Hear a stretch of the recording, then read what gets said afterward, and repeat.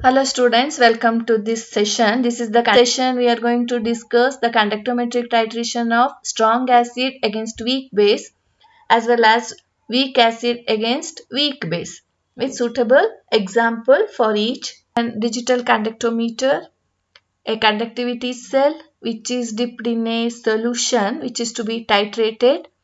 It is connected to a digital conductometer.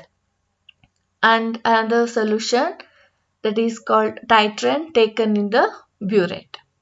So on addition of solution from the burette, the change in conductance in conductometer is noted down. So for each volume of addition, conductance is noted.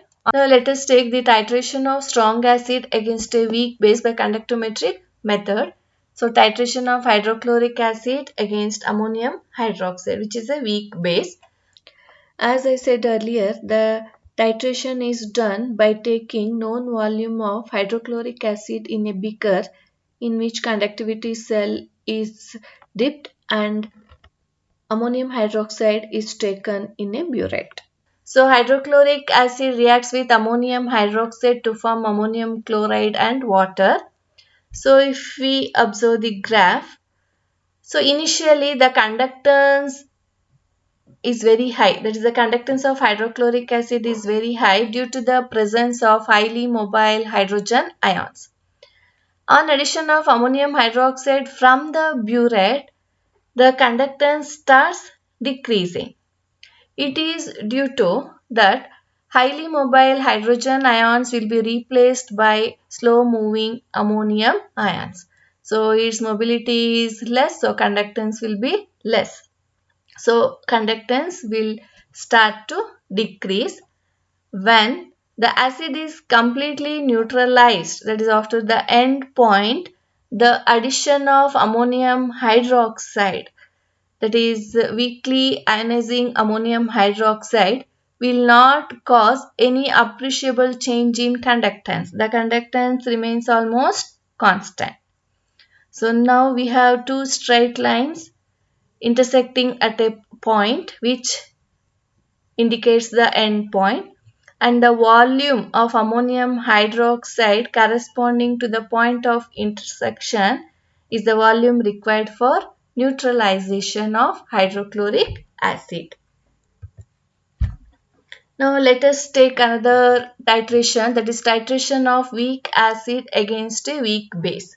So weak acid is acetic acid and a weak base is ammonium hydroxide. So the titration is done by taking known volume of acetic acid in a beaker in which conductivity cell is dipped and ammonium hydroxide by taking in burette. So acetic acid reacts with ammonium hydroxide to form ammonium acetate. So here acetic acid is a weak acid, ammonium hydroxide is a weak base, but the salt formed ammonium acetate will be strong.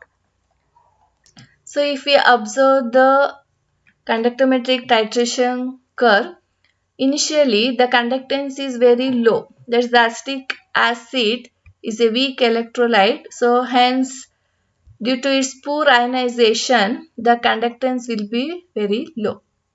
Now on addition of ammonium hydroxide, so it will form ammonium acetate, which undergoes dissociation, hence conductance starts increasing. That is due to the formation of ammonium acetate, conductance begins to increase until the acetic acid is completely neutralized.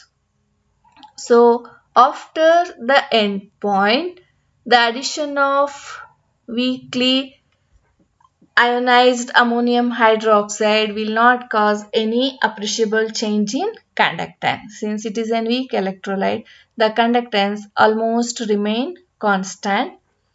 Now the point of intersection of two straight lines corresponds to an end point, and the volume corresponding to the point of intersection will be the volume required for neutralization of acetic acid.